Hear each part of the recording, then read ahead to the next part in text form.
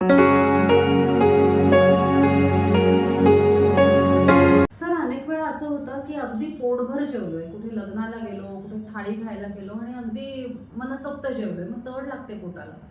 मग काय सुचवाल तुम्ही, काय घेतलं म्हणजे मग आराम मिळेल आम्हाला? एकतर आपण आजकाल कुठेही कार्यक्रमांमध्ये किंवा कुठेही कोणालाही आपल्या घरी आलं तरी विचारताना म्हणताना आग्रह काय करतो, सावकाश जेवा.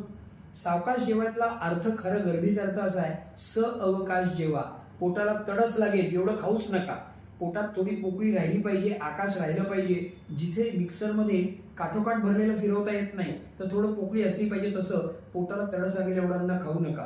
पण तसं जर खाल्लं गेलं असेल तर पाचक द्रव्य, मग त्याच्यात सगळ्यात सोपी जी आहेत, ओवा, हिंग, चिमूट चिमूट हिंग, ओवा, तूप, किंचित सैंधवा बरोबर घेतला आणि ते खाल्लं, चावून खाल्लं तर चालेल.